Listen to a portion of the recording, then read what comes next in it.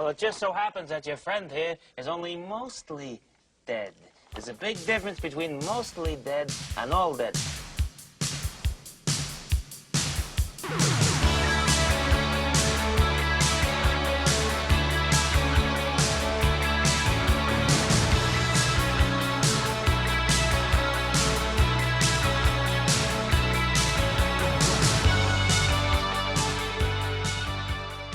Hello and welcome to another exciting episode of Totally 80s and 90s Recall.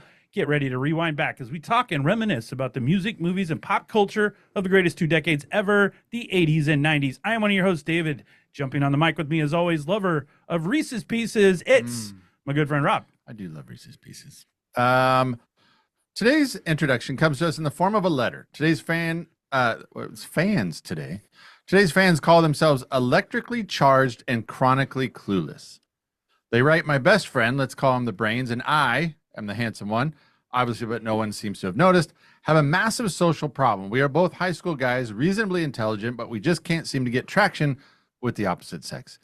If you saw us at a party, we'd be the two hovering near the punch bowl, calculating the trajectory of ice cubes. It's tragic. We've tried everything, watching every R-rated movie ever made for research, wearing different colored socks for confidence, even trying to join the track team. We lasted 37 seconds.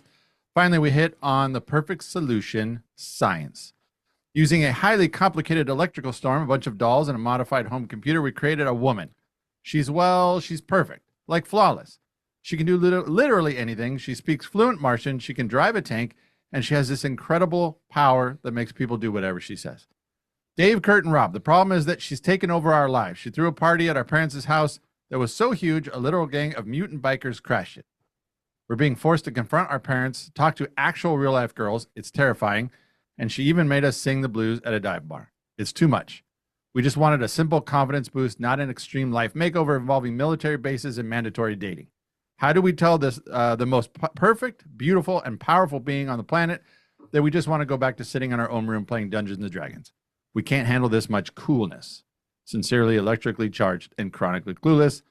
Well, dear electrically charged and chronically clueless, your letter raises several interesting points, most of which involve matters far beyond the scope of traditional relationship advice, such as modified home computers, electrical storms, and literal mutant biker gangs. However, setting aside the obvious, that you boys seem to have confused a dating crisis with a crisis in physics, your core problem is one of dependency. You sought a miracle cure for your self-confidence instead of investing in the real thing. You tried to skip the hard work of learning how to talk to people by creating an unrealistic substitute. The problem isn't the perfect woman. The problem is that you believe you need an artificial, hyper-competent entity to validate you. She's forcing you to grow up not by her perfection, but by the overwhelming, chaotic reality of her presence. The solution is both simple and we suspect terrifying for two young men who calculate the trajectory of ice cubes. Pull the plug. Whatever apparatus you use to bring this woman to life, you need to deactivate it. A genuine connection with the other human beings requires sincerity, awkward moments, and yes, a little social trial and error. You don't need a flawless, magical woman. You need to believe that brains and the handsome one, even if no one notices you, are enough on their own. Stop relying on special effects. Start relying on yourself. And if a gang of bikers shows up again, call the police immediately. All the best, Dave, Kurt, and Rob. Well, Dave had nothing to do with that. That's a long letter. It is a long letter. It had way too many big words in it. So I'm glad you answered that one because I would have stopped reading it in the middle. Well, you're the smart one. No, I I'm didn't. The handsome. Yeah, all right. I'll go with the handsome one, but you can be the smart one. There you go. I thought I was both. You are both. That's right. So, well, smart and handsome, joining us as usual as we are going to talk about some movie stuff today. Of course, the Movie Hound. That'd be me. I am back. Kurt is back. Back again. So we have all three of us. With that, Rob, now that you've read your ultra-long scientific letter, what are we covering for this week's episode? We're doing 1980s. We're back in our bracket. And we're doing the sci-fi fantasy bracket. That is correct. Ooh, this is going to be the fun one, right? So, well. Sure. Yeah. Well, last week you said, we're doing the bracket again. So, yeah. So, Rob's always I know, he didn't very sound enthused about as what we have excited to as do. he could be. So, Well, because the movies I want never make it. Yeah, I know. Because the movies you want. Field of Dreams. Nobody wants to watch Enemy Mine, Rob. So. Field of Dreams got chopped. So, well, as usual, we can't tackle this bracket all by ourselves. So we've been lucky enough to have a couple of guests join us this week taking time out of their ultra successful Surely You Can't Be Serious podcast. Our friends from Oklahoma, Jason and Dee, welcome back to the show. Thanks for having us. We're back. Hey, we're here. back in the bracket again. How's it going, guys? Thank you for having us back on here. It's a pleasure to be back. Absolutely. We're excited that you're back. We had a good time last time, and much better going this time. We started out much quicker than the last time we had you on. So We weren't going to bring that up, but that's fine. good start so far. This is baby steps. Look, you've been podcasting like 5 years longer than jinx us. it.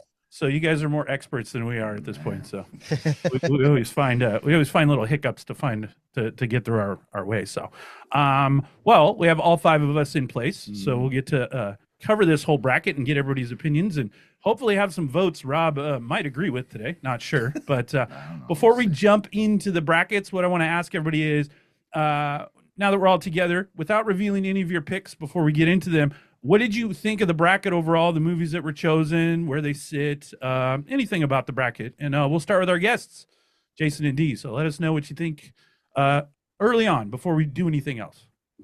You know, just off the top of the bat, the quality of movies in this bracket is outstanding. Some of my favorite movies of the 80s we're going to talk about today, so I'm super excited about that. However, there looks to be, like, I've checked this 5 times, I keep looking, and I don't see the Terminator on here anywhere. So I'm a little confused already, but that's okay. That's okay. I imagine you're just real quick. We can talk about Never Ending Story. That's fine. Terminator was in our action bracket because Okay. according to IMDb, it did fall more into an action category. So yeah, Arnold was over there, so he was represented in the brackets. Okay. He did not make it through the action bracket with the Terminator, but he did make it through with Predator. So Okay. All right. There you go. So. And Okay. Predator, another one that could have been on this side. it could possibly, yeah, they kind of split. You could have had either or. So I think didn't somebody bring that up on the last one? Yeah, the maybe. Predator should have been in something else. but this also helps get something like the Never Ending Story a shot. That's right. To get some discussion in their life, right? So otherwise, I don't know why you guys are dissing on the never ending otherwise it- story here. There we go. You got some Atreyu depression hanging on or something. correct. That's that meme I always see. It's like for Gen X kids, like, when did your trauma start? And it's, you know, the horse when he's trying to pull it out of the mud and he just leaves it there to die. So Oh, yeah. hopefully we didn't Artex. spoil that. Oh, spoiler alert. So Artex. That's right. So That is the old Yeller of the 80s, right? it is correct. Yeah. Equivalent to taking him out back and shooting him. So. But Dee, how do you feel about the same agreements with him on the movies and everything? Oh yeah, the movies are fantastic. I did have the same thought of there are maybe 1 or 2 sci-fi fantasy movies that I would put on here and take 1 or 2 of these off. Not that they're not quality movies, but I'll get to it in a minute. But one of them, I'm like, that's not a sci-fi or fantasy movie. That's a stretch. But I'll tell you about that later. All right. But as far as the bracket goes, I mean, they're all fantastic. I feel like our first round through, I think I'm going to be surprised if all of my picks don't win, because to me it seems too obvious on these first matchups who are going to win. Okay. Ooh, I'd take that as a challenge. Yeah, Oh, okay. That's, of course. Yeah. Now what am I thinking? I've got Jason who always picks the wrong thing. Yeah, I'm right here. Well, I know. well, you wouldn't be the first on these on the last bracket, our sports bracket. I got called out by everybody because Back to School, people didn't feel was a sports movie, which He does the triple Lindy at the climax of the movie. I said it 100 What? times. All about diving. I don't know what the problem is. Yeah, You the whole can't- thing's about diving. So Don't feed his. don't. So I hate when I'm right, but it's more often than not. So. Yeah. More often. Yeah. So, well, Rob, Kurt, where are you sitting with the Are bracket? we one person? looking Rob out? Kurt? Rob Yeah, Kurt? Rob Yeah. Kurt. All right, Hit it Rob up. Kurt. I as I looked through the bracket, I was like, you know, some of these are a little bit before my time, since I'm a very young Gen Xer. I'm at the very end. So some of those earliest 80s movies, I was like, you know, I don't think I've seen that one. So I went back and looked I watched at least the one I have not seen. And we'll talk about that one later, but Yeah. It was something. Something. How old are you, Kurt? Yeah, no, did you miss The Empire Strikes Back or what? No. No, I was born in late 79. So right at the end of Gen X. Oh, Wow. Okay. You just got in. Yeah. So. Well, I think the bracket's fantastic. I put it together. So course. I think everything matches up really well. Of course. I think David does this fantastic. Where are you at with it, Rob? You've seen most of these. I think one of the guys said it. Well, I think it's going to be a pretty quick first round. I think. I don't know, but I also, when you look at the pairings, what I found interesting is it kind of depended on your mood. Like I felt like some of the pairings were really different in their stylings, and so you know, picking which one moved on was kind of, I kind of had to ask myself what would I have been in the mood for to watch, because they both offered a different thing, and so that's why I felt it was hard on some of them that way. But I would say some of the they line up because we got a couple sequels that go up against each other. Yeah. A couple of adventurous types movies that go up against each other. So one has a little more fame to it than the other one, but that's fine. We can discuss that too. So, well, then, you know, we've got the two 80s experts with us. 80s, even though he's our movie hound, early 80s, not as much his forte. I didn't watch a lot when I was 2. I'm sorry. Well, that's your own fault. I watched a lot when I was 2. So, plus I had HBO. I could go back and watch all these things. So, all right. Well, from Girls with Green Eyes to 100-Foot Marshmallow Men, Pirate Ships and Vampires, we're looking to hit 88 miles per hour as we go back to visit some of the best sci-fi fantasy movies of the 1980s.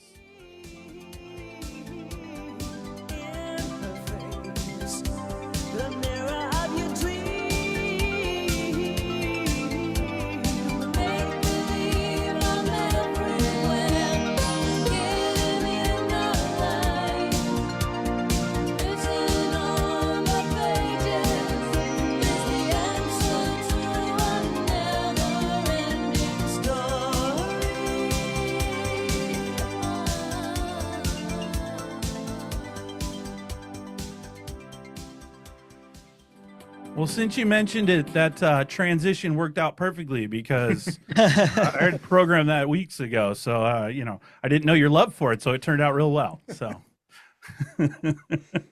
real quick, We'll see. Where do you, as the music experts that you are, where are we sitting on our opinion of that song? So, I literally, as it was playing, I wrote a little note to Jason that my band should cover that song. I think so. We've got a female lead singer and male who also sings, and so it's like going to be this perfect combination of voices, and everybody will absolutely love it.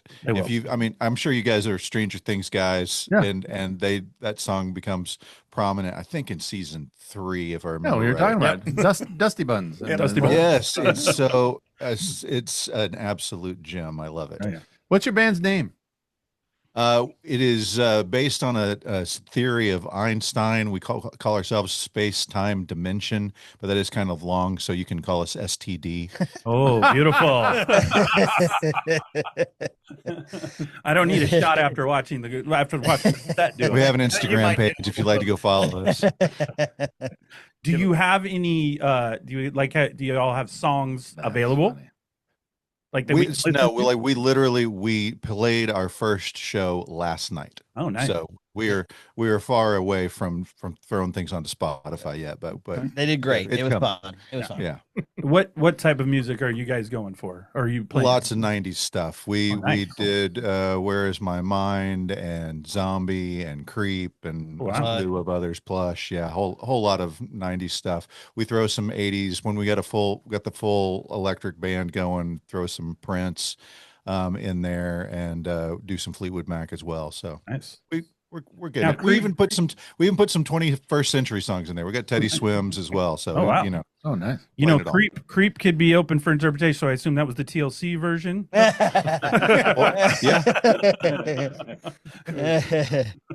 So, and what's your instrument? What's your role in the band? I play guitar. Oh, nice. Are you the lead guitarist? Yes. Oh, nice. loaded 12 maybe string it's- on his back. Yeah. So Yeah. definitely the alpha male of STDs. He's the spreader of STD. I was hoping he's in triangle. Triangle, yes. He's percussion, the cowbell, if you will. All right. Well, for our fans listening, when they start touring, check out STD, and you'll get a good cover of TLC's Creep. It sounds like. All right. All right. Today we're continuing our epic journey to determine the ultimate greatest movie of the 1980s. Over the course of 5 episodes, we're breaking down the very best the decade had to offer across 4 iconic genres. We've already covered action, comedy, and sports. So today we're doing our last bracket, which is sci-fi fantasy. We have a bracket of 16 of the most unforgettable, or maybe forgettable, depending on, we'll see what everybody thinks, sci-fi fantasy films from the era. And we're on a mission to narrow them down to the 2 top finalists, which will advance to our year-end show to decide the best movie of the 1980s. So without further ado, let's reveal our matchups. And so jumping into the bracket, we're going to do the top half of the bracket first. And we have at the top a natural number 1 seed, Back to the Future, which will be taking on the 16 seed, a little underdog called Superman 2. So Back to the Future, Superman 2. We'll throw it over to our guests first. Why don't you talk about these 2 movies? So I'm glad you picked Back to the Future as number 1 because it is not only my favorite sci-fi movie of the 80s, it is my favorite movie of the 80s. And I know every single word to Superman 2.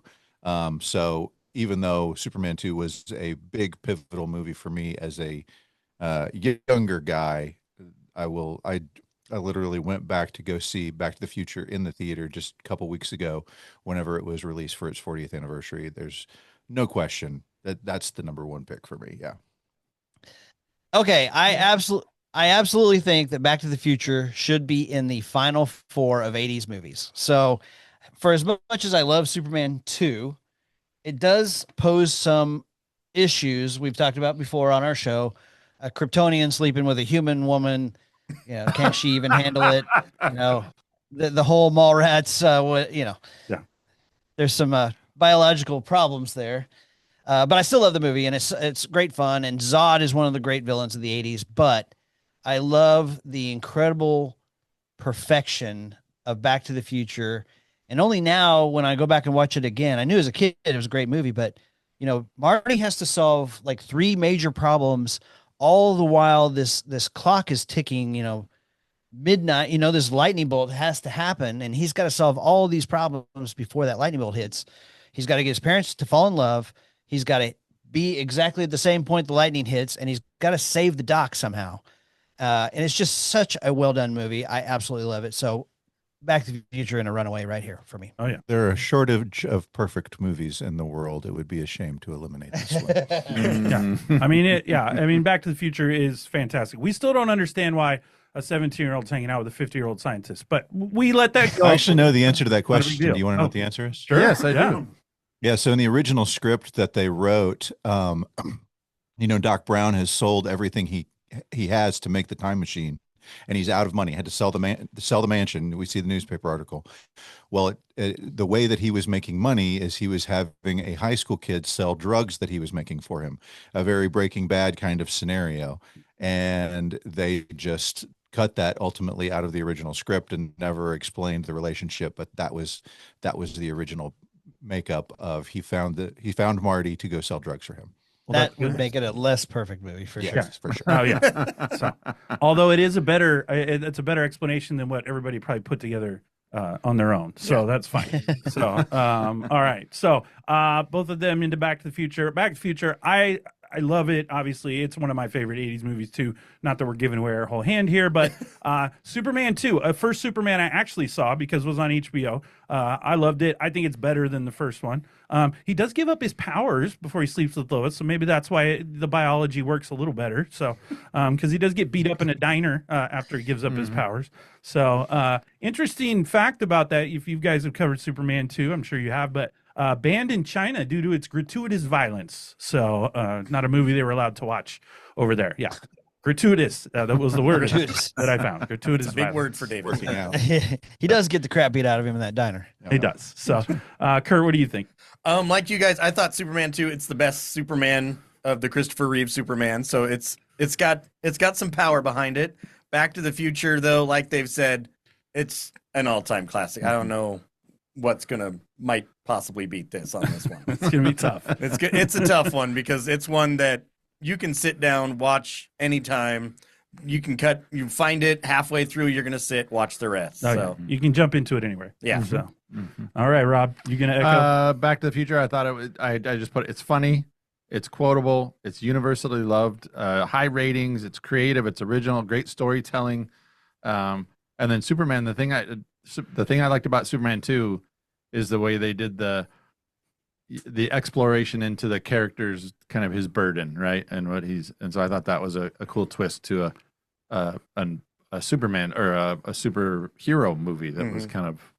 You were coming up with that when you were 7 years old. yeah. Oh, watching it now, looking back, at 7 years old, yeah.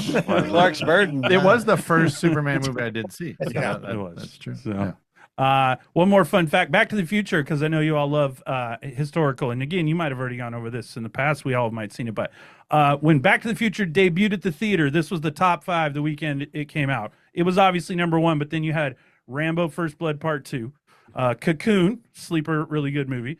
St. Elmo's Fire and the Goonies and Fletch. So that's your top 5 or 6 Solid. movies at the theater. So you couldn't lose that weekend. You could No. probably watch anything and do pretty well. I kill for So. one of those movies in the theater now. Right. Well, wait till you hear. So I got 86. That's going to make you even more upset about how great that was at the theater. So, but all right. Well, sounds like we're all on Back to the Future. Does anyone want to cast?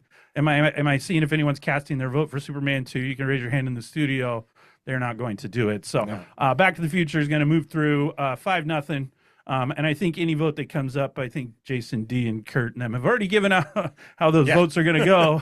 So, that'll move us on to the next bracket. This one might have a little more of a challenge to it. Our number 8 versus number 9. Number 8, we have the sequel to the successful Aliens, throwing that plural S on the end, against number 9, a cult classic, if you will, Big Trouble in Little China, the story of one Jack Burton. So we'll start with you guys again. Talk to us about Aliens versus Big Trouble. Well, I'm gonna tip Jason's hand because I know what he's gonna pick. I love Big Trouble in Little China. I think it's a fantastic movie. It's one of the few on this list that we have not covered yet. I've actually said we should cover that one versus Remo Williams. Fantastic movie, but you're comparing a high school player to a professional player when you put it up against Aliens. Aliens is one of the greatest action sci-fi movies of all time. And so it's a clear winner. It trounces Big Trouble in Little China as much as I love Jack. Yeah. Okay. So for me, I'm doubling down on that. Absolutely. It's the best movie of 1986. James Cameron is at his absolute best. It managed to take a great movie and make it better. It's a superior sequel to the original Alien, and that was a tall order. And I think it sets up the rules on how to make a sequel, how to make a successful sequel, how to make it better than the original, right? So you have to honor the original, you expand the universe, you raise the stakes, and you change the tone. So we went from horror movie to action movie. I think Aliens is a great movie, and I think it might give Back to the Future a little run for its money. Oh, very good. So, and do you have anything about Big Trouble? I You love Aliens. thought Big Trouble was fun and funny and enjoyable, but There you go. once again, it's like me taking on Michael Jordan in a one-on-one game. I gotcha. Yeah.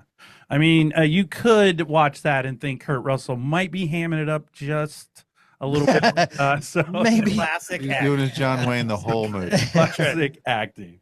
So, all right, Kurt, what do you think? For me, this is one where I grew up watching Big Trouble in Little China almost every year, and I had never seen Aliens. I'm the movie hound that had never seen Aliens. So I had to go back and I watched the first 3 Aliens because I think they got a little off the rails after that. But the first one, I was like, okay, it's great. It's a little slow for me. Second one, like you said, superior to the first one. So I liked that one out of the first three. That one was my favorite. So this one's going to be pretty hard because it's like the grow up kid version of Big Trouble in Little China and the campiness of that one going against, like you said, the professional movie of Aliens. Yeah. Well, and you're hitting Aliens on the head. I mean, it's a perfect sequel.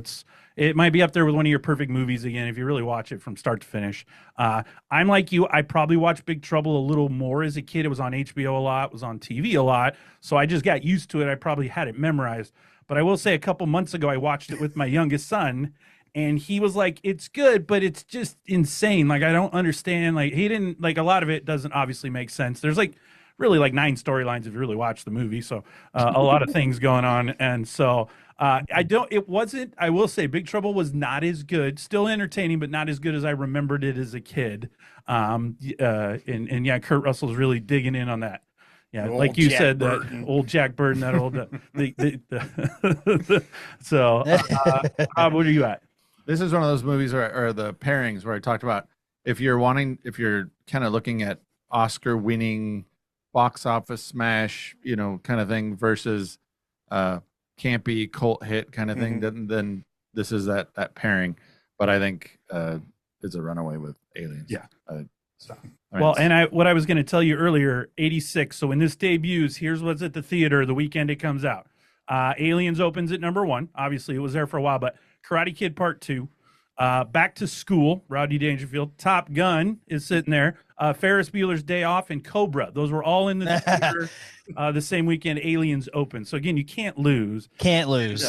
And Big Trouble, actually, it didn't even make its money back, and it didn't do well in the theater. Its opening weekend, it was the 12th highest grossing movie that weekend. Oh, my gosh. Obviously, and it was 12th for 2 weeks in a row, then it fell out of the top 20. So Carpenter, John Carpenter said, it was a tough summer to let that movie go out. He said, I was going up against Aliens, Top Gun, Ferris Bueller, and others. It was just a difficult time. But VHS DVD sales and HBO kind of made it a cult classic. So that's why I think, like what Kurt was saying, I think a lot of people have more nostalgia for it than it being a great movie. But we'll start off with you two. I think you've tipped your hand, but surprise everyone and tell us what your vote is between these two movies. I was going to say, before I give out my clear choice here, Kurt really missed out on the heartbreak when he went to the theater in '92 to see Alien 3, and you realize that Hicks and Newt are killed in the first 5 minutes of the movie. I was so pissed. You kept saying I saw the first 3 movies, which are the best, and I was just like, I think you got one too many. We actually did a what the heck happened on Aliens 3. David Fincher, his first like major movie directing. They asked him, if you could go back and change something, what we do. He said, I'd buy the negative and burn it. Yeah. Yeah, we just recently covered 7, and he originally didn't want to do 7 because of the experience on Aliens 3. So, but yeah. So, all right. So Mark me down for Aliens. Aliens. All right. 2. Aliens. Rob, what do you got?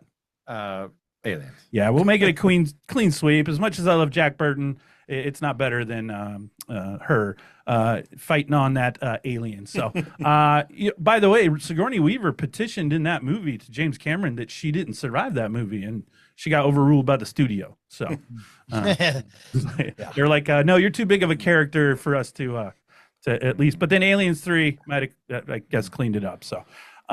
Game over, man. Game over, man. Well, they killed her, and then they still brought her back for Aliens 4. Yeah. Which I can't imagine how much money she made on that because she was so adamantly against it, and it was such a terrible, They threw the bank at her. terrible, Yeah. terrible movie. There's enough zeros to convince them sometimes. So, because I saw she only made $35,000 for the first movie, and then made $1 million for Aliens. So she got quite a boost. Pretty good hike. Yeah. But 35,000 in 1970, was it 1979? That's not that. That's not the 1979. worst. Yeah, it's not the worst. So, all right, that takes us to our next part of the bracket, a battle of sequels. And maybe a clear winner again, but another good sequel in there. So our number 4 seed is Episode 2, The Empire Strikes Back Star Wars franchise. Maybe the best sequel of all time. That's debated quite readily on the internet. The number 13 seed is Star Trek II, The Wrath of Khan, which I like that movie. So we'll start with Kurt this time. Where are you at with these two movies? All right, these ones, I was never a Trekkie. No. So I have not ever seen The Wrath of Khan. Oh. So it's one of those, I was like, should I go watch it? No. What?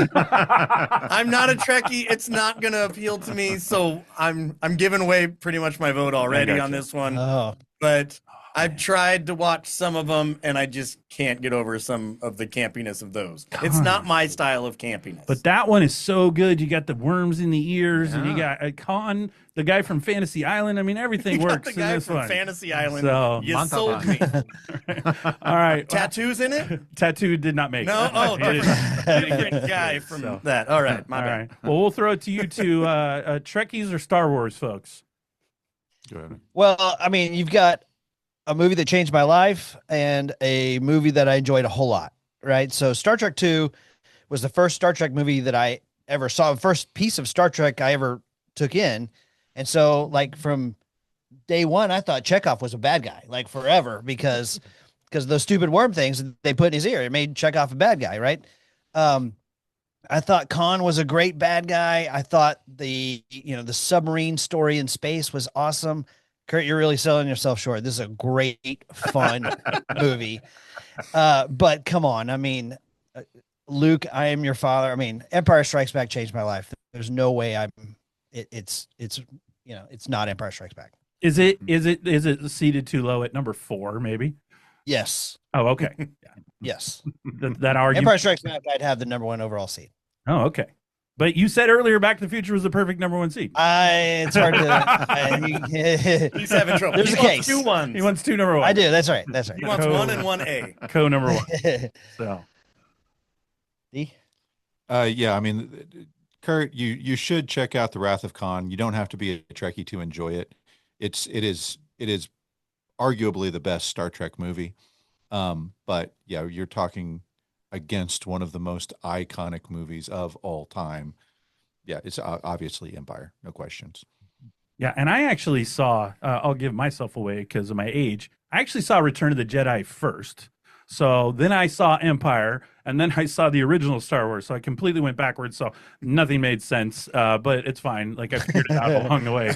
I just thought Darth Vader was cool. But yeah, Empire Strikes Back. I mean, I will say Empire Strikes Back was the number 1 movie at the box office for 11 consecutive weeks. So America also agreed that it is the best sequel ever. But it was non-consecutive. There was one weird week in the middle. It went to number 2. And a movie Clint Eastwood put out called Bronco Billy went number 1 that weekend. Wow. And then, it got good ratings, like from a Rotten Tomato standpoint, but it's a Western. So I don't know what was going on there. But the next week it took it right out and it went right back there. So again, It had that ugly girl from Every Which Way But Loose in Oh, it, and she sang more. It's not a good movie. He is not a lover of Sandra Bullock. by Or the way, Sandra Locke. Sorry, Yeah. Sandra Locke. Yeah. when Wrath of Khan came out, it was number 1 the weekend it was released. But the next weekend, E.T. got released. So it Yeah. lost its number 1 spot real fast. But again, the top 5 in order that weekend was E.T. at 1, Wrath of Khan at 2, Rocky 3 at 3, Poltergeist at 4, and Grease 2 was the 5th best movie in America. Grease 2? Which Gotta I love love. Grease too. Grease That should 2 have been number 1. should have been. A lot of winners there, but you could crap out there on one. No, you can't. Yeah, there's no bad mouthing Grease 2 on this. We are the top 2 Kurt fans of and that I are the movie. 2 biggest fans of that movie. And we're not being sarcastic. Well, we'd like to introduce you to a super fan of ours named Amanda Janik. She is a devotee of Grease too. Oh, yeah, that's right. Kurt and I will find ourselves on vacation or somewhere. We'll just start busting out in like reproduction. That's right. Or let's bolt Cool tonight, Rider. or whatever. Cool Rider's a good one. So, if only we I'll had. be your girl for all seasons. I'll be a girl man. for all seasons. That's right. All right, Rob, where are you at? Empire Strikes Back. You guys kind of said that it's an epic. I put it reshaped blockbuster cinema. It just was. I mean, it kind of changed how we did movies. It had what I liked about it had the kind of multiple. You had lots of narratives going on. You had Luke's training. You had Han and Leia's escape. You had the battle on Hoth and all the. So you had all that, and then Star Trek kind of it saved the franchise. It was the best Star Trek movie, and it had a twist too. So you had kind of a twist ending, and then you had Empire Strikes Back had a twist ending. But for me, it's a runaway on this one. Yeah. So your vote is Empire. Empire all the way. And Kurt? Empire. I'm also going to vote Empire, but I love Star Trek too. I watched it again like a couple years ago, and it was still really cool. Like I still thought it had a good storyline, and I'm with you. Some of the later ones, like the fourth one where they go back to get whales and stuff, I'm like, I don't need all those. That's actually the only one I've ever seen. Yeah. Well, that's not the best one to see. So, hey, Rob's right though. It did save the Star Trek. I mean, it saved Star Trek at that moment. Well, that first one was a horrible. Like it was universally boring. panned. So yeah, it's worth going back and rewatching it. They have a new version. We covered this with Chuck Bryan, who now does the cinematic flashback podcast, and he talked us into doing it, and we compared it to Phantom Menace, and clear winner. It's the clear winner. Star Trek, as an adult watching Star Trek, the motion picture, I was pleased with how it came out. It's not a kid's movie, but as a grown up, it was definitely worth a watch. Nice. And just to seal the deal, you both are voting for Empire, I assume. Yeah. So, by the way, with your matchup between those two, Phantom Menace mostly sucks, but I'll still stand on the table that Darth Maul was awesome, and that they should have kept him around for another movie or two. No doubt, 100%. He should have been the 3-part bad guy. Could have built another villain out of that, a new Darth Vader type or something. So. Because that guy, the 10 minutes he's on screen is the best part of that whole movie. He's amazing. 100%. I still think they let Obi-Wan kill him a little too easy, but that's okay. So I have the high ground. I was with the high ground. All right. So, you were the chosen one. All right. Empire.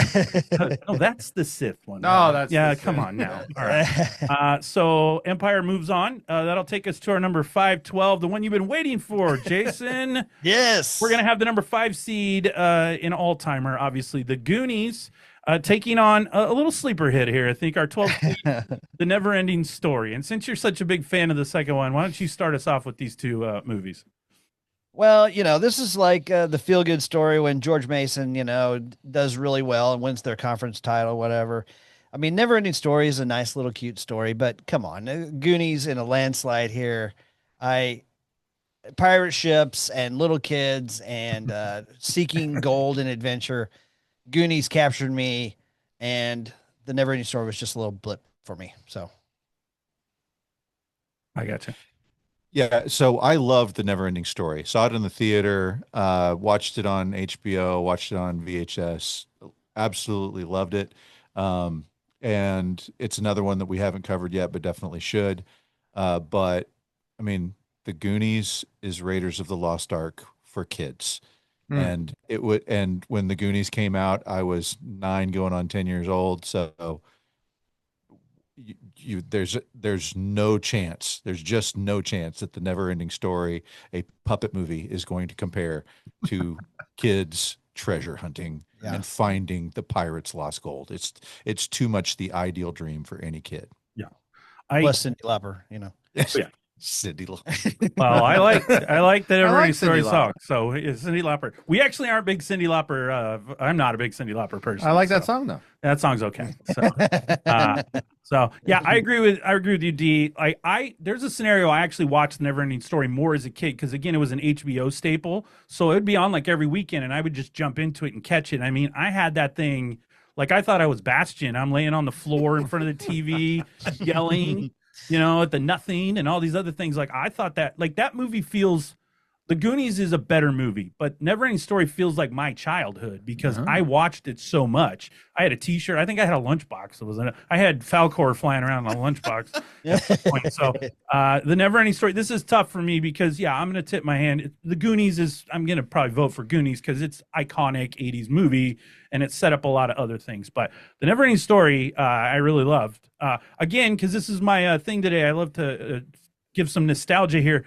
This was the number 4 movie in the theater when it released. Here are the other movies at the theaters that weekend. Ghostbusters, Gremlins, The Karate Kid, The Last Starfighter, which I really like. The Muppets Take Manhattan, which I really like. Temple of Doom, Bachelor Party with Tom Hanks, and Conan the Destroyer. And then it's sitting at Good movie. number 11 was just a little comedy called Revenge of the Nerds. So that was that weekend in 19. What a summer. Yeah. Wow. You couldn't go wrong. There could be double features all over the place with that lineup. You could get everything. Yeah. So, Kurt, where are you at? On these ones are, like you said, I actually watched both of them a lot when I was little. So like you said, you could picture yourself sitting there watching. Ooh, it's so great.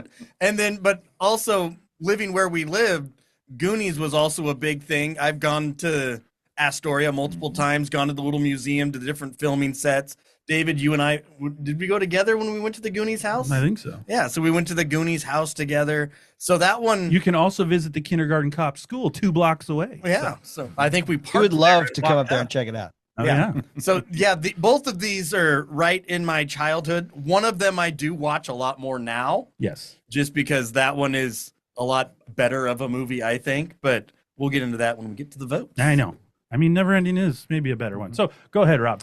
Yeah, they said it earlier, but yeah, you got gold, pirates, booby traps. Yeah. Booty trap. Booty traps. Booty traps. That's what I said. Yeah. You have memorable characters. Giant octopus. Spielberg, Columbus, and Donner all paired up, which is a good. And then Never Ending Story, I think for me, it's more the nostalgia part. Seeing that when I was a kid, my sister really liked that one. But it was more of a thinker, right? It was kind of, you had the story within the story. It was kind of heady. That's right. But anyway. As a seventh grader, you were very heady in your movies. But I also think this is a runaway. I will say, going back and watching Never Ending Story, I've watched it recently, and that the girl that plays the princess, that actress, not a good actress. I didn't know that at 8, but you watch her now, and it's a rough work. Yeah. It's rough work. I So, make the argument that the guy who plays Atreyu is not a great actor. no, I like Atreyu. You're not going to convince me that kid did a good job. So, yeah. So, great. I think we know where the wind's blowing here, but you guys can seal the deal: Goonies or Never Ending Story. I'm going to do the truffle shuffle and call Goonies. Goonies. I was still waiting for him to actually do the trouble. Well, you said you were going to do it. I thought he was going to stand up and do it. All right. All right. You know what? I'm also going Goonies. Yes. Just better. Yeah, it has to be. Rob, easy answer for Goonies, you. yep. Goonies. Yeah, it's 5-0. Wow, we've had all nothing but 5-0. All 5-0. Yeah, We've all been that's easy. right. Well, I believe we're about to have another 5-0. I think this was the biggest butt kicking probably of the bracket, in my opinion. But we'll move on to the bottom of the bracket. We have our number 2 seed, Ghostbusters, one of the all-timers again for the 80s. And then it's taking on number 15, very sci-fi interesting movie, Tron. So, Rob, this time we're going to start with you. Where are you at with Ghostbusters versus Tron? I watched Ghostbusters more as a kid. This is one of those ones where it kind of depends on what kind of mood you're in. No, it's not. Yes, it is. If you want the better movie, Ghostbusters is your thing. But if you want the movie that was a milestone in filmmaking, then I think you got to go with Tron. So Right. they bring two very different things to the table. I think this is a hard choice. I think you're crazy, but hey, two of you weigh in on Ghostbusters versus the sleeper hard pick Tron here. Well, I think Dave has nailed it. I mean, the Tron. I'm sorry, Rob. Rob has nailed it. The Tron is one of those. It changed the whole game. I mean, what they did in that movie was incredible. They literally layered upon layered things on to make it look like it looked. It was something that had never been done before. The CGI that existed at that time, they should have had an Oscar for this with what it was. But they thought it was cheating back then to use CGI. I was reading out my notes. Yes. Yeah, I mean, it's ridiculous. The movie was written by a guy who designed video games. I mean, it was the perfect. You got all of the the little characters named Bit. All of the guys, their names have to do with those computer things that nobody in 1981 understood. But now going back on it, you look at it, you're like, oh my gosh, these guys knew everything. And it had one of the best scores of any movie. Like all of the Tron movies that I've seen so far have incredible scores. And so if we were saying score to score, Tron definitely wins. But we're talking about the Ghostbusters, guys. I mean, suck in your guts. I appreciate come on. I appreciate everything you gave Tron. but you ended it perfectly. I mean, we're talking about Ghostbusters. I will also agree with you score to score, but I had the Ghostbusters soundtrack, and I loved that thing. There's a lot of good songs on that thing. That's right. Yeah. You're selling Ray Parker short. I wanted to kind of be the guy waving the flag for Tron here. I love Tron, not for the movie, because I thought the movie was a little bit hit and miss. It's a little bit hard to understand as a kid, but that universe that they built was so cool and so interesting. And I love the light cycles, but I especially loved the stand-up video game that I played in the arcade. I thought that was so fun. And anytime I see it and, it glows, it has the black lights, and I just love it. But it is up against Ghostbusters. So, Kurt, you? Me? All right. Tron is the one that I had not seen that I did actually go and watch. And I was actually pleasantly surprised that I did enjoy the movie. I did put some parts are a little hard to watch because, like you said, it's kind of hit and miss. But I thought the story was really good. The visuals, looking back on it now, it's a perfect representation of what video games looked like then. And when you watch the newer Trons, you're like, okay, everything is advanced like it was supposed to. Yep. So I thought those line up really well on the visuals that they're giving off, and the story was great, but it is going against Ghostbusters. And I wanted to have a proton pack. There's so many good quotes. Every time I see a piano, I still have to hit the keys and say "Ghost hate that." And so it's just Ghostbusters, man. Yeah.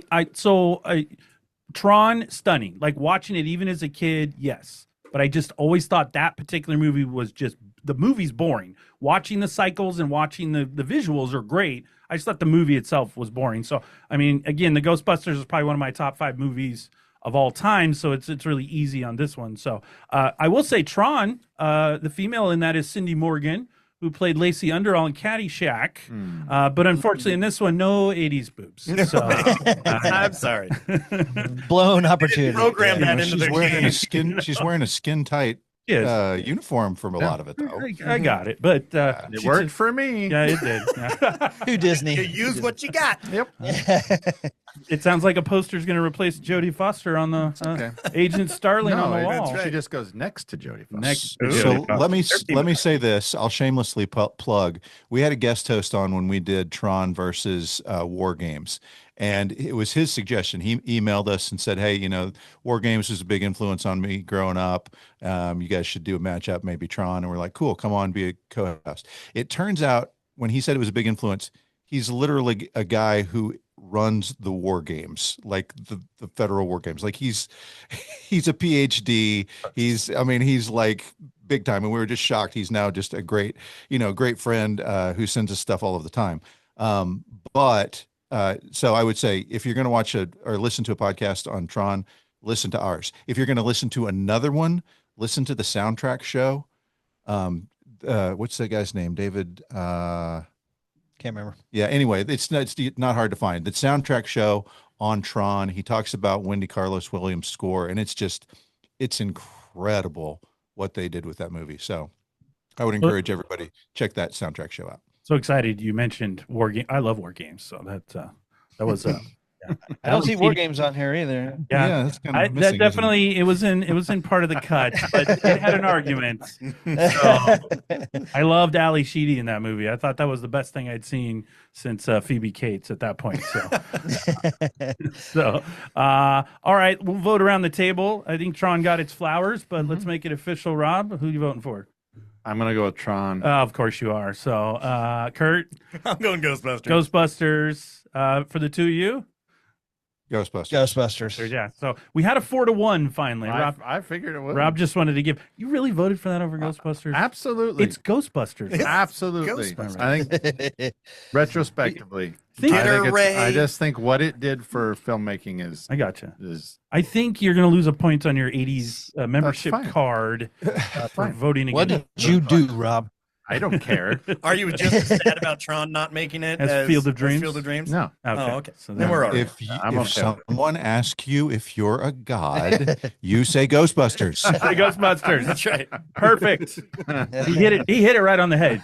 You are definitely the Dan Aykroyd on this team. That's fine. I'm okay with that. All right, that takes us to our 7-10 matchup. I actually think this is. I'm interested to see everybody here because I think this is a tough one, depending on again what you like. But our 7 seed, The Princess Bride from 1987, against 1988's Big, starring Tom Hanks. So, Kurt, we'll start with you on this one. Starting with, though this one is my hardest one to choose out of all of them. Princess Bride. I actually watched it a couple of days ago. Love Andre the Giant. I was a big wrestling fan, so that. And then we got Mandy Patinkin. Rob knows. He's in Elmo and Grouchland. He so is. bringing back the Elmo. Gotta I love it. that show. So I wanted you guys to have a button today where anybody want a peanut? You guys said no, but I wanted it. Big, we've got a lot of classic scenes. We got the piano on the floor. He made me want to have a giant loft apartment with a trampoline. So when I still won't do the Zoltar machines, there's one down at the beach where I go, and I won't put my money in because I don't want to change who I am. You'd go little in your case. I'm already little. I might go got you. young. Go young. That's what we'll say. Yeah, maybe a full head of hair. I don't know. Yes, maybe. But Don't wish. I can't do that. Don't wish too hard. Don't So, wish. All right. all right. For you guys, Big and Princess Bride. Well, so this is definitely movie to movie. This is a very tough call. I mean, Big, you have Tom Hanks' breakout role, one of the best stories. Penny Marshall just absolutely kills it directing this thing. Great love story, great kind of concept that was going on in multiple movies at the time that they absolutely did far and above the best job of anybody else. And then you've got The Princess Bride, which is maybe the most quotable movie of all time. You've got it written by one of the greatest screenwriters of all time. The casting is sheer perfection. Every line is delivered exactly perfectly as it should be, and it's movie gold. It's movie genius. Actually, of the two, I'm a little more surprised that we've covered Big and haven't covered Princess Bride yet. But here's what I'm going to say. Jason, ask me if Big is a sci-fi movie. Is Big a sci-fi movie? No, it's not. Jason asked me if Big is a fantasy movie. Is it a fantasy movie? No, it's not. So, given that it's neither a sci-fi or a fantasy movie, I have to go, well, it's not appropriate for this bracket. It is excluded on subject matter jurisdiction. Thrown out. So you're on Bride. You're on the Gotta- stance that a 13-year-old turning into a 30-year-old is not some fantastical world that they live in? I am saying that just because this weird event occurs doesn't make it a fantasy. We don't see him Bill Bixby into Lou Ferrigno in this. He literally goes to sleep one way and wakes up another way. No change scene. And when he goes back, he waves as Tom Hanks, turns around, waves back as Joss Baskin, whatever the little kid's name was, and there's no change. It's literally That one world little doesn't magical work. event. That world doesn't work. That's a fantastical world. Like, you don't go from 13 to 30 and then back. I would have to ask the committee, why didn't War Games go in this spot? I gotcha. He wants the American Werewolf in London transformation scene. I gotcha. Yeah. So, are you also on the same page as him there, Jason? Well, so I just want to say Princess Bride, the success of Princess Bride, I can't really figure it out. Like, I can't really put my finger on it, but it somehow manages to pull off a fantasy, pull off a comedy, pull off a romance, and pull off just a family movie. Somehow it does all four of these perfectly, and it really shouldn't, but it does. And Big just doesn't really charm me quite as much as it does everybody else. So He's a big hater. Don't listen to him. I love Princess Bride. So I will, as much flack as I'm throwing your way for putting Big on this list at all, I do have to give you props for putting Penny Marshall against Rob Reiner. That's a little subtle genius right Nice. there.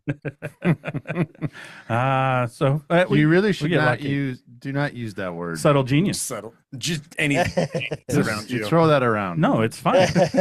You know what? We should have them on more often. I think his hat's getting tighter Subtle over Jesus, yeah. This confirms what everybody knows, Rob. So, what do you think of these two movies, Rob? Again, I think this is one of those ones where if you want a romantic, quotable adventure comedy, you go with Princess Bride. If you want something that is grounded, heartwarming, and Oscar nominated, you go with Big. So Okay. I don't know.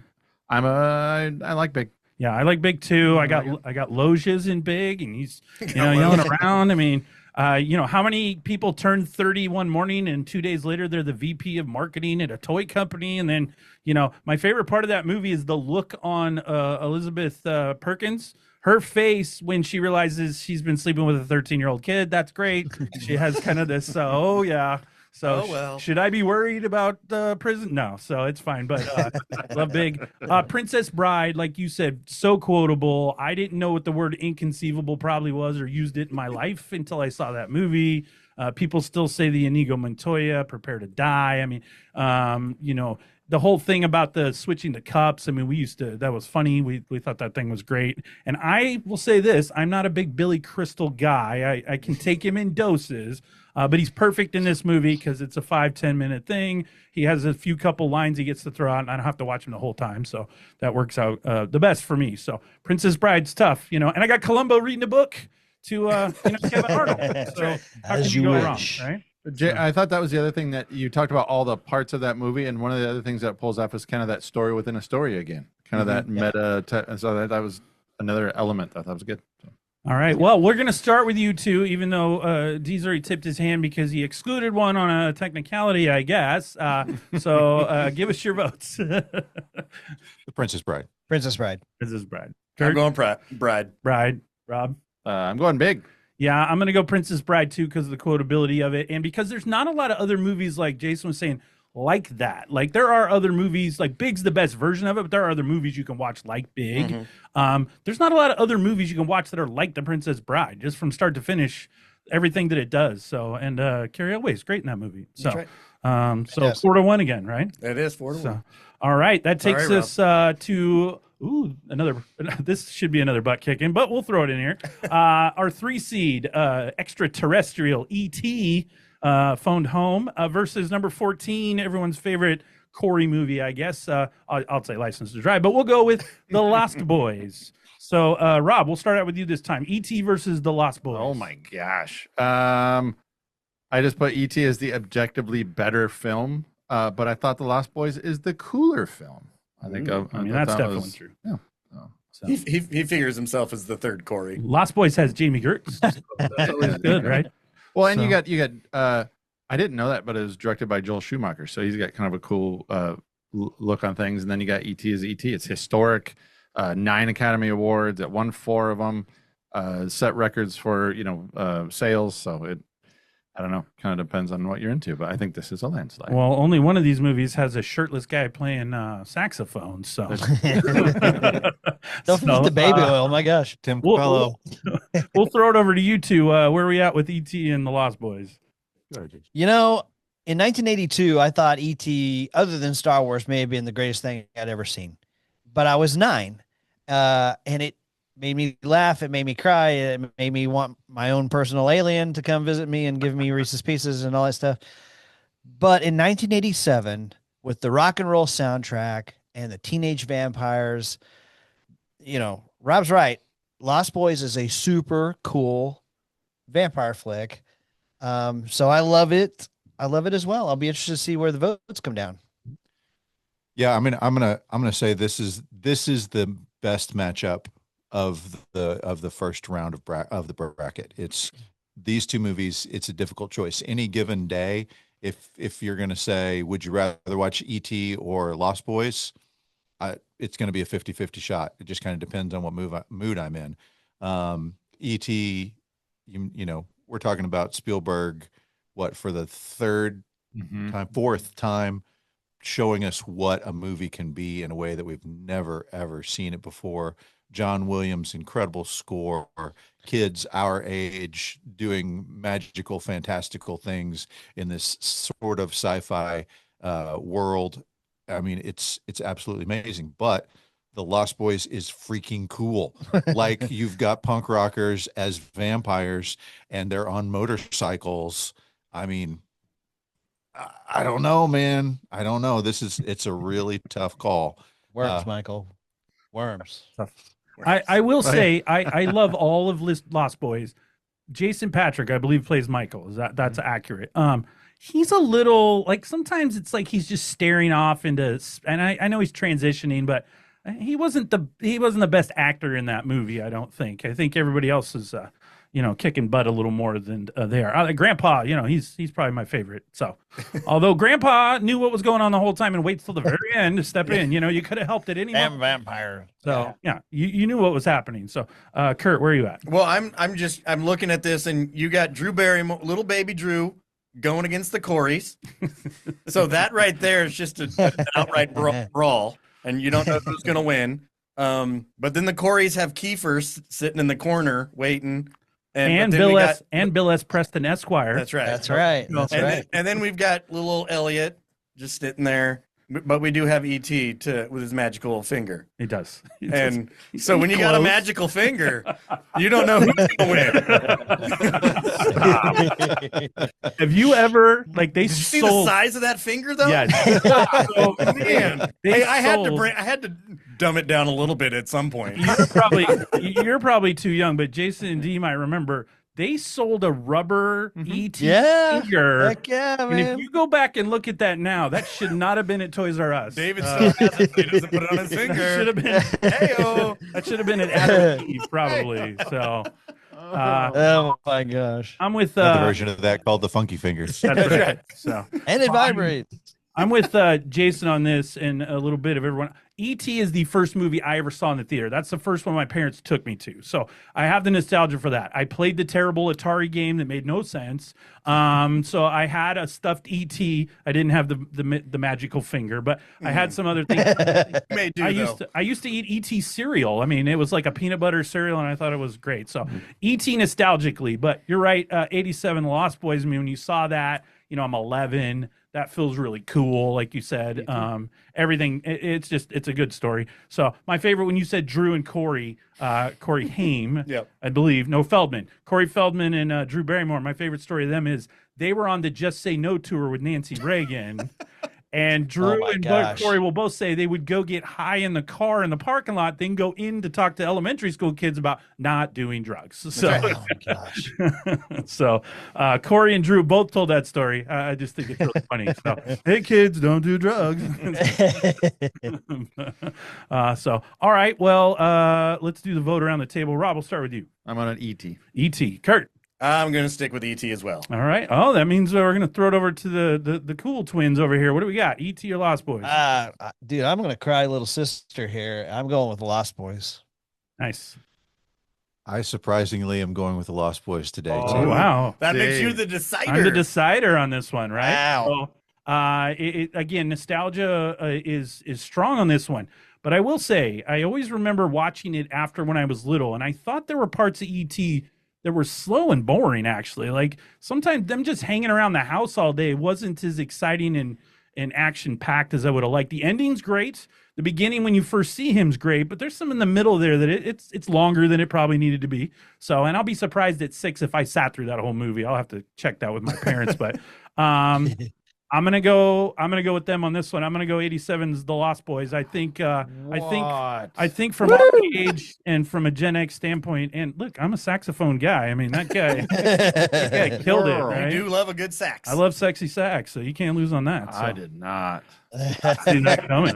So, all right, that takes us to the back end of our bracket. Last matchup, our number 6. My bracket is busted.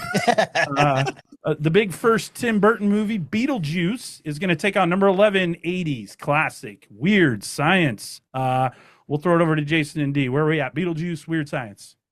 Go ahead. Beetlejuice does a great job of showcasing this crazy, wild Michael Keaton that we fell in love with, and then somehow from that performance, we get Batman out of that. It makes no sense. He is a wild man in Beetlejuice. It's tons of fun. It's crazy weird, that Tim Burton weirdness. And then Weird Science, it's the retelling of the Frankenstein story where the nerds, they create a woman and she takes over the world and she messes everything up. But I'm going to say the best part of either of these two movies is Chet, the older brother.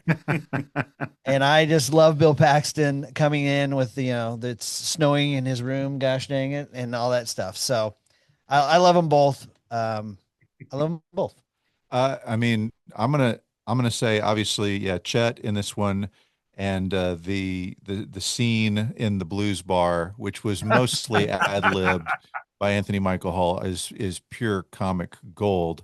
But I also have to think about the brilliant use of calypso music at the dinner table in Beetlejuice, and Michael Keaton's performance absolutely makes the movie. But that one scene just captured me as a kid.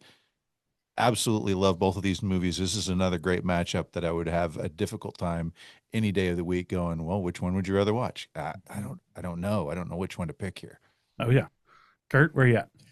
This is another actual tough matchup. We've got Michael Keaton. We've got the two lovely boys in Weird Science.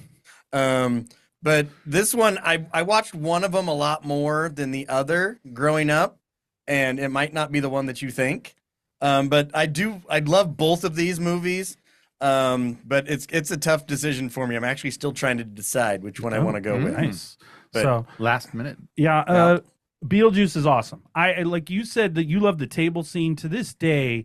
When he gives that speech where he's like, well, I attended Juilliard, I went to Harvard Business School, and then he talks about seeing The Exorcist 106, 7 times. It gets funnier every time I see it. That speech lives rent-free in my head. But Weird Science, it's probably, for me, one of my top, 5 movies of all. I lived that movie when I was a kid. I wanted to be Anthony Michael Hall. I thought he was funny. I still say, for no reason to this day, he doesn't even have his license, Lisa. That doesn't even fit in the normal conversation, and I always get it in. Chet, everything Chet says in that movie is a home run from start to finish. When he says the part about the grandparents, you know how disrespectful that is? And when he comes back and he's the turd monster, and he's just like, hey dudes, it's no big deal. And so Weird Science, I love that movie. It's hard to vote against that, but Beetlejuice was something a lot different that I hadn't seen, and it was, again, I wasn't real familiar with Michael Keaton outside of Mr. Mom, so he's way different in that movie. But Mr. Mom, another classic from my childhood, but it's tough. I agree with everyone here. It's tough. Rob? Same thing. I think Beetlejuice, you've got a kind of an iconic, creative, Oscar-winning type movie. The makeup won an Oscar, and then you got nostalgia on the Weird Science side, which, this is a tough matchup. So I think recognizing what they both bring to the table, and I think it's going to be interesting to see where this falls out. So. Well, we're going to start with our guests. You get to start us off, and we'll see where this falls. I'm just going to have to knee jerk this one and say Weird Science.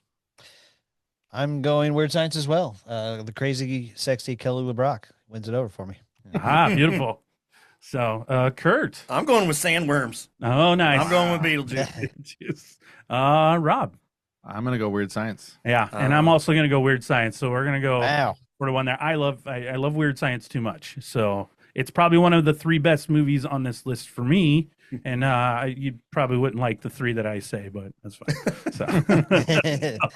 All right. That means we can move into the second wave of the bracket, and these could be a little more difficult. We're going to start at the top. We have our number 1 seed, Back to the Future, and it is going to go up against our number 8 seed, Aliens. Cameron Classic. Kurt, we'll start with you. For me, this one's easy for me. It's Back to the Future. Oh, wow. That was quick. Yeah. So, all right. We'll take it. We'll take it over to our guests. Yeah. Go ahead. I know where you're at. I know where you're at too. Why don't you go ahead? Well, okay. I mean, Back to the Future is a perfect movie, and I absolutely love every second of it. I really think it's nearly perfect. But the butt-kicking, Ripley, pulse rifles, Newton, Hicks, and the, Hudson, game over, man. I'm taking Aliens. I mean, have you seen your shirt you're wearing? I mean, what are we doing? What is going on? What's happening? I have to point out that my co-host is not a James Cameron fan. He's a James Cameron super freak fan. Oh, there you go. And so I was not surprised at all that he picked Aliens. Everybody can have an opinion on this. It's just that his opinion is wrong. It is Back to the Future, day and night, all day, twice on Sunday. For what it's worth, The Abyss is one of my favorite movies. So James Cameron did good on that. That take. Abyss? Nice. I love Titanic. I'm not ashamed to say. Oh my goodness. Oh, gross. No, Never seen it. Never seen it. never seen it. Chris, I never know seen what Titanic. happens. What? Oh my Boat goes God. down. I know what happens. Oh Old my lady God. thrown in the sea. Side note, the first movie that Jason and I ever watched together was Avatar. Oh, nice. I It's thought you were gonna say fantastic. Titanic. I thought you were going to say Titanic. I was going to. No. So we not only watched it, we got there late. And so the only seats that were left were the front row seats right in the middle. And it was one of those, I don't think it was IMAX, but it was close. But we were doing this the whole time because we were so close to that gigantic, amazing movie. That's funny. Nice. I just want to remind Jason at the beginning of this, you said Back to the Future should be one of the final 4 movies in this whole. I did say that. I did say that. I And then you believe really- it still will be, but Yeah. go ahead. All right, Rob, what do you got? I did Back to the Future. Yeah, and I'm doing Back to the Future also. Should have probably been a clean sweep, but I like you throwing James Cameron some flowers there. Alien is a great movie, but Back to the Future is like, that's the 80s. Like, I don't know how you argue against that. So, all right, we move to a 4-5 matchup. Now, this is another one that's going to be, I think, more difficult. We have episode 2, The Empire Strikes Back, against the Goonies. So I think this, we'll start with you, Rob. I'm going Goonies. Oh, geez, that was fast. All right, so. I'm going Goonies. I think we should be upset at ourselves if it doesn't. Yeah, you've done this before, and then you get upset. So, we'll, This time I'll walk out. He's trying. No, you won't. all right, Oh, we'll The camera's in the way. You can't get out. That's true. I'm stuck. let's throw it to our guests on this Empire Goonies. Okay, so yeah, when you said it, I literally thought, well, here's another landslide, and then Rob spoke up. So there's just no question. I mean, I love the Goonies, but it's Empire Strikes Back, man. I mean, it's not only Star Wars, it's the best Star Wars of all of the Star Wars. Like, what do you say to that? That it's Empire Strikes Back. Yeah. You have one of the greatest moments in movie history of I'm your father. I mean, come on, Rob. What are you doing? I mean, I love Data or whatever his name is too, but that's Sloth Love Chunk. so, yeah, Sloth loves Chunk. So, Jason, right. where are you at? Okay, before I answer this question, I think you guys are a little bit too young to fully appreciate. I'm sorry, but if you didn't see this in the theater, you don't understand the fact that my eyeballs fell out of my head and rolled on the floor, and we talked about it for 3 years on the playground. I mean, I am your father. He has to be lying, right? I mean, that's no way that this is. Yes, it was a mind-altering line in the movie theater. Empire Strikes Back all day, every day. I'm also Empire Strikes Back. Everything you said is exactly right. So, Kurt, where you at? I'm going Empire as well. It's Yeah. just the better movie. It is. Goonies is fun, but Empire is better. Yeah, Goonies isn't. It's a great nostalgic '80s movie, but Empire is just an all-time movie. Like, Yeah. you can't really argue against it unless you're Rob. Then you can definitely act you can just act like It's Empire was like, fine. oh, it's Goonies easy. Empire, It's that little trashy fine. space movie over It's there. fine. So, Fine. all right, Fine, that, it's fine.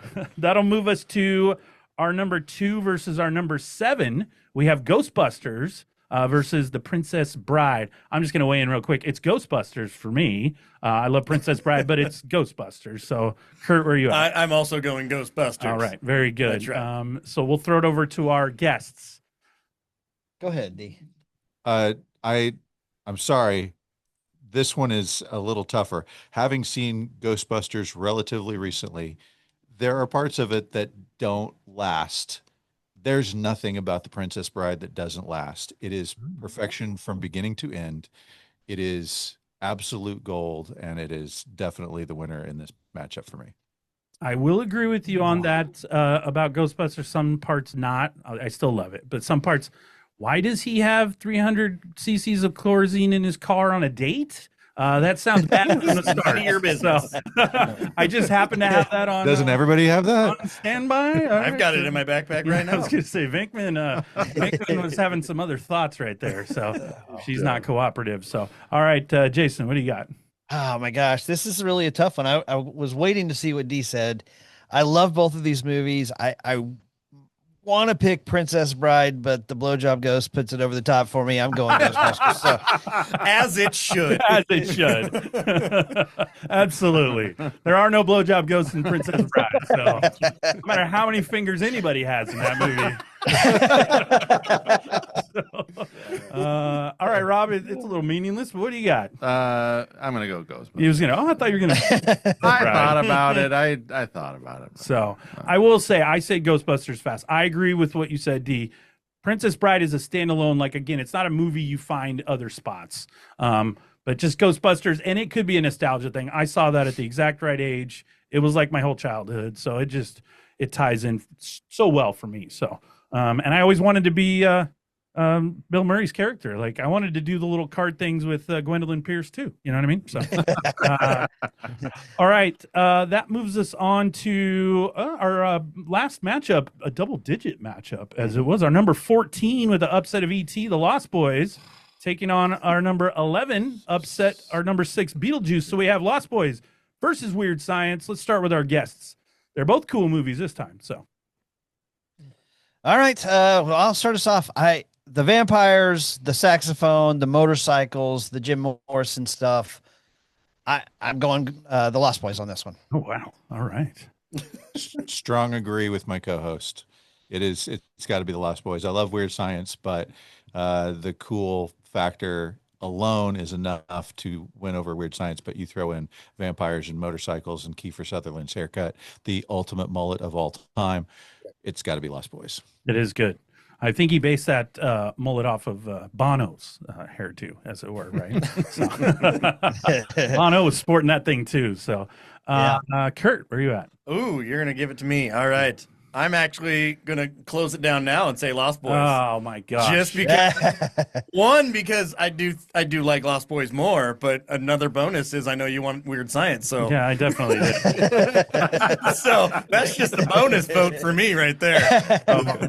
I'm definitely voting for Weird Science. It's one of my top 5 favorite movies, probably of all time, if not the 80s. But yeah, all time. I love that movie. So It is your field of dreams. It is. I'm not going to throw quite the fit. But, I'm sure when If we you get build off her. of here, we're gonna hear about it. So, no, I felt like when I thought they might end up against each other, and I thought this might go this way, but I love Weird Science, so I'll pound the table for it. It's not going to win today, but what do you got, Rob? I'm gonna go Lost Boys. And so it's 4-1. I was the only Weird Sciencer here. I still think Chet's better than anything that's going on in Lost Boys, so I'll die on that hill all by myself. So, although LeBrock against Gertz, that's a tough one. Gertz looks good in Lost Boys too. So, don't. Even though she wasn't creating a lab, she is like 300 years old though, and she still looks pretty good. So, so that takes. Hey, I got a quick trivia question for you. Okay, You know who the wealthiest working actress is alive today? it's Gertz. Cheers. Yeah, it she is. married some billionaire person. That's right. He was not a billionaire at the time she married him either. He was like broke basically, but he was a good investor. Oh yeah. She owns a basketball team Yeah, she's or freaking some sports team. Some She's- sports team. Yeah, I don't know. So looks and money. I think it's like $8 billion is what they're. Wow. Selma Hayek, it's not quite that high, but she married some billionaire dude too. And she didn't need to, but she did. So there you go. She did. So all right, that means we're gonna get this down to our final 2, right, Kurt? I So, believe so. what's our first matchup? We got Back to the Future against Empire Strikes Back. Oh my goodness! So Okay, I just now, have to tell you, we're- these final 4 are weird. This, yeah, it's weird, Are weird, but this is a but sci-fi is weird. This is a tough. So we're gonna let you two start because you pounded the table for both these movies quite a bit today. So I'm interested as to where you're gonna go.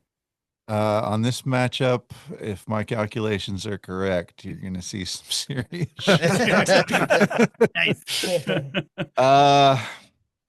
I've said it over and over again. Back to the Future is a perfect movie. It's my favorite movie of the 80s. I was not alive. I was alive, but I was not in a a point in my childhood that I remember the moment that Darth Vader said, "I am your father." So I got to pick Back to the Future. I mean, this is a Titan against the Titan right here. I don't think you can lose in this matchup. I do think that line being delivered, and I was old enough, and the discussions on the playground were for 3 years. I mean, it's just constant. Is that really true? But Back to the Future is I really believe it's a perfectly executed story and movie. I'm going Back to the Future. Nice. Yeah. Front door. Wow.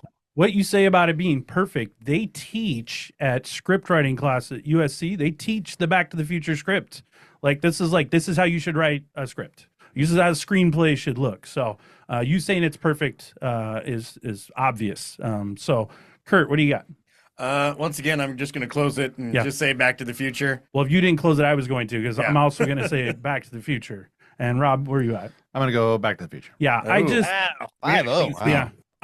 For me, between the movie itself, because it's my childhood, the Huey Lewis, that's also my childhood. I mean, I love the score in Empire Strikes Back, the Darth Vader chant, or the march. The march that you had as your wife's ringtone. That was my wife's ringtone for a couple of years.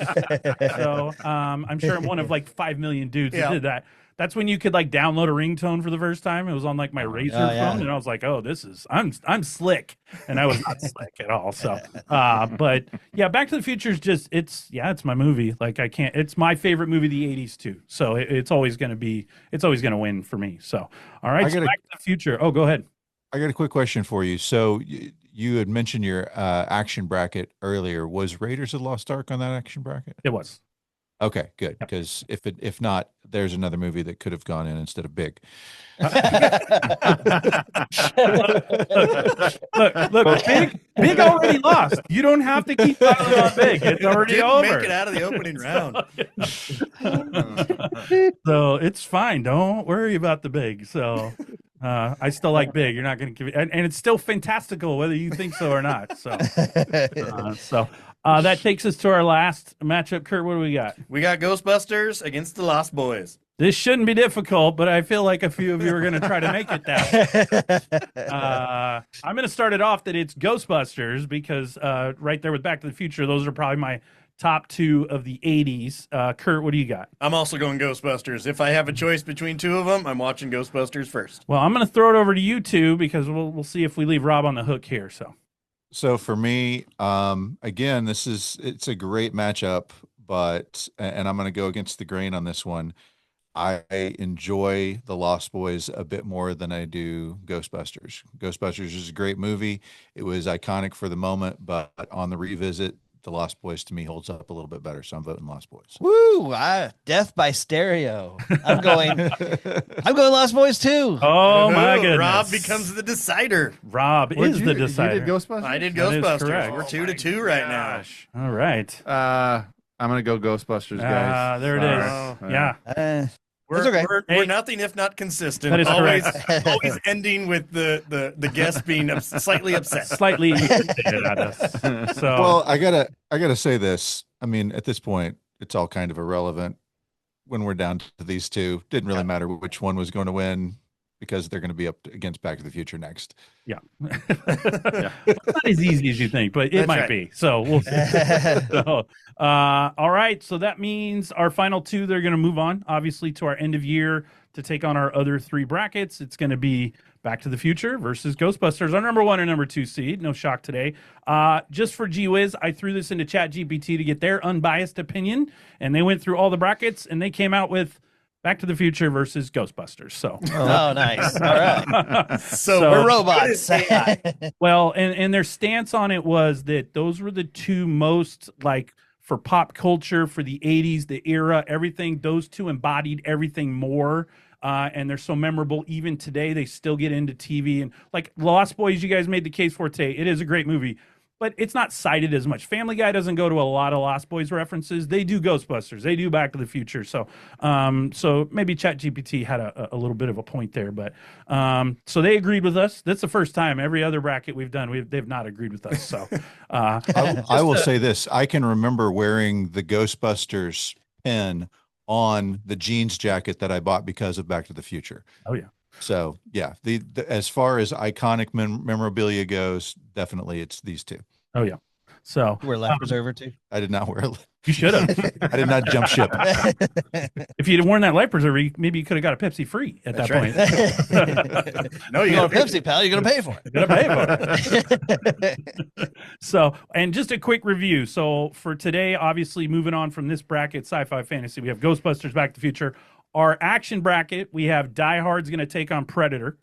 For our comedy bracket, we had Coming to America is taking on Three Amigos. That one hated that one. That one didn't go well.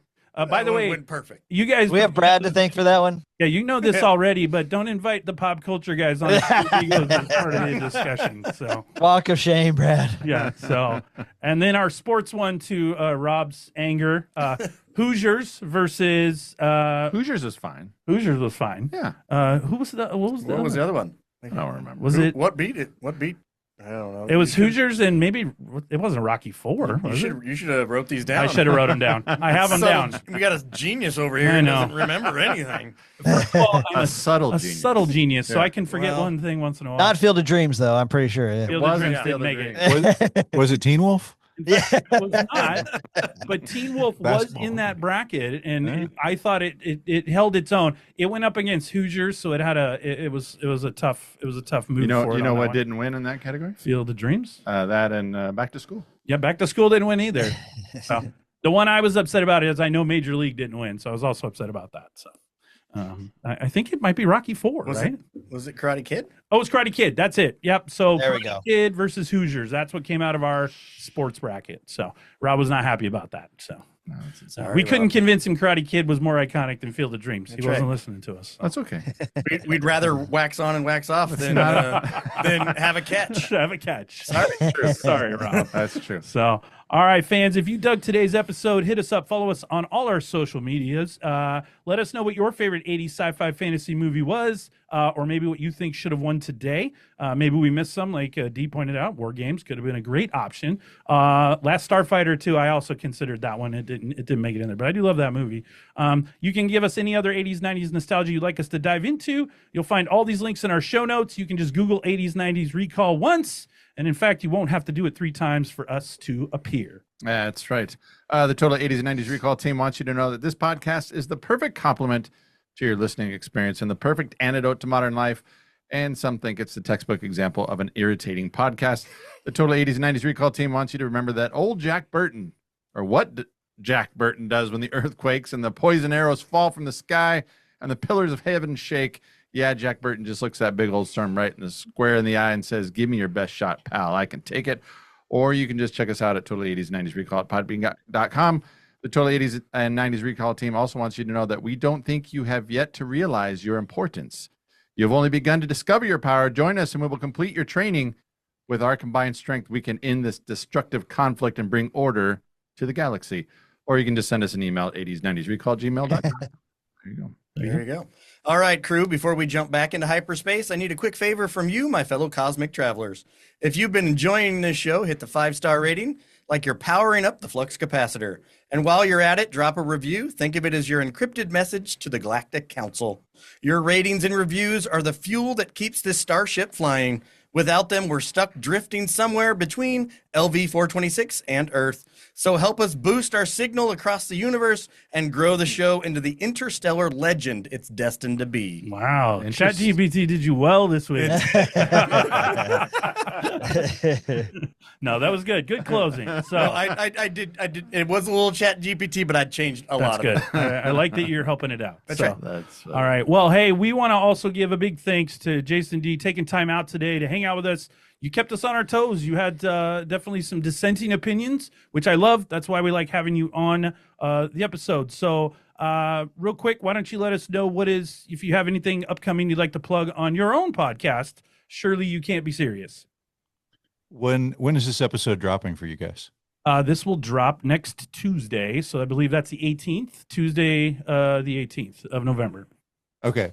So we're in the midst of a Stranger Things season 1 soundtrack series of episodes leading up to the release of the final season of Stranger Things. And then after that, we have a three-way with Alanis Morissette, Jewel, and Gwen Stefani, which, how about that? I'm sorry, a three-way competition. Three-way competition is what I meant to say. I Okay, think I sorry. like it better the original. Rob, edit that competition part out, Rob. I just put the three-way. Is this going to be videotaped? Is this a YouTube special? Oh no. So that'll be on the OnlyFans account for Shirley. Right. That's on their Patreon. Yeah. So, great. So everybody should check that out. I'm excited for the three-way. I was looking forward to that. So, you plugged it on your last one, then you threw me a curveball with the Stranger Things this week. So I got to wait a little longer to get the menage, but that's okay. Hey, real quick, I just wanted to ask you, because I didn't ask you a few minutes ago, but outside of War Games, anything else you thought maybe you would have seen? And if you would like to have seen another movie, what would you have taken out besides Big? We've already established the Big hatred. So, I mean, the only thing I would replace is, I'd find a space for the Terminator, but if you got it in the action category, I can't really blame you there. But I'm voting out Off the Island, Never Ending Story. I'm finding something else, probably War Games. So, No, yeah, that's wrong. He's wrong. No, every other movie that you picked is as good as you can get for sci-fi or fantasy in the 80s. Yeah, the Big is the only outlier, and War Games definitely should have been on the list. But beyond that, I've got nothing else. I what think. about RoboCop? Is RoboCop anywhere to be found? it was in our action bracket as well. Okay, all right. Yep. So the action bracket was quite stacked. RoboCop, Cobra, we had it all going on in there. So, yeah, it was a chock full bracket. Raiders of the Lost Ark, and there were a couple where it blurred between. But I also put them in there so we could get some more movies like The Neverending Story over in here because it deserves its 80s discussion, as Dean agrees with me. So there you go. So, Right. all right. Okay. No Jaws the Revenge. I don't see Jaws the I Revenge. didn't get Jaws the Revenge on there. Yeah. So, no Enemy Mine, no Inner Space. I wasn't able to. I Those are love good it. ones. There's a Space Martin is a Short great one. movie Yeah. on there for That's a you. great So. I think it came out in 1990, but that Nothing But Trouble with Dan Aykroyd and Chevy Chase and that disaster film or whatever. Oh, that movie is terrible. Dan Aykroyd's in that one too. So there you go. So. Yep. All right. Well, this week we dove into the imagination, adventure, and movie magic that defined a decade using treasure maps, alien superpowers, and a flying dog. However, that does bring us to the end of this week's episode. We hope you've enjoyed revisiting some of the best sci-fi fantasy movies of the 1980s. As always, Rob and I want to thank the Movie Hound for his expert input this week. And I want to extend one more thank you, really heartfelt for us, to our great guests this week, Jason and Dee. We love having you guys on here. So we'll hopefully get you back for, in fact, you're invited back for the finals if we can figure out how to do that in December, because then we'll hit the whole bracket to find the, but I'm extending it now. You are invited back for the actual finals, and you can weigh in on the best movie of the 80s at that point. So we'll be. Thanks for having us. Yeah, thank you so much for having us. Looking forward to that, and truly a great podcast you guys are doing. Thanks a bunch. You guys are awesome. Yeah. Thank you. So, all right. And finally, a big shout out to our awesome listeners. Well, before I finish that, Rob, I skipped over you. No, You you're fine. got your I'm used to it. closing thoughts, Rob. Learning we had today is we're just as smart as Chat GPT. We are. Yeah. Some vocabulary I heard you use: inconceivable and fantastical. I didn't think that was a real word. It's actually a real word. It means to be imaginative, fanciful, remote from reality. No, nice. Yeah. That's us, remote from. Yes. That's us. Corrections or apologies. Just a correction. Jamie Gertz is the owner of the Atlanta Hawks. Oh, very There you good. go. So- Yeah. Wow. Yeah, playlists are things we think you should go. listen to. We think you should go, if you can, check out Space Time Dimension. Oh, yes. Space time dimension, Or- yes, sir. Yeah, or fictional bands Subtle Genius, or the Funky Fingers. Oh, nice. And then challenges, just let David know what movies he missed. Oh, and okay. I underlined he Yes, missed. that's right.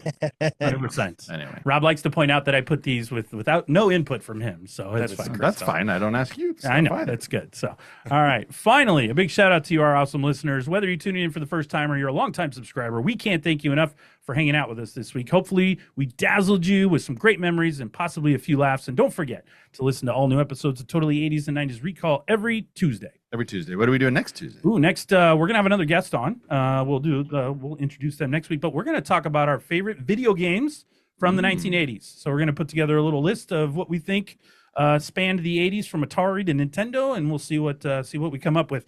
I don't think we're gonna get into the Commodore because that just sucks. So nobody's gonna talk about that.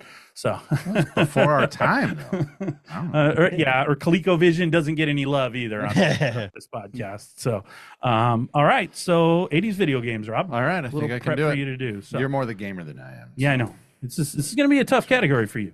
But you'll come up with something. I mean, you at least played Pac-Man, Ah, so there you you got go. something. I got one. You got one. If nothing else, you're going to add one to the list. So, all right. You got anything else? I got nothing else. Kurt, you got anything else? I never have anything else. Fancy goodbye? No fancy goodbye. Outstanding.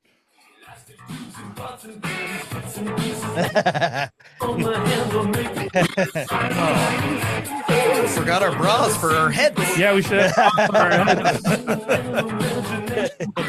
Can you run in the house? Ask the wife. Ask the wife. Weird science Use one. against Field of Dreams. If you build her, funny thing she will is- come. The funny thing is, I don't think she would even Yeah. think that was weird. She'd be Grab- like, sure, Grab what you need. you know She'd what? be like, is Kurt asking again?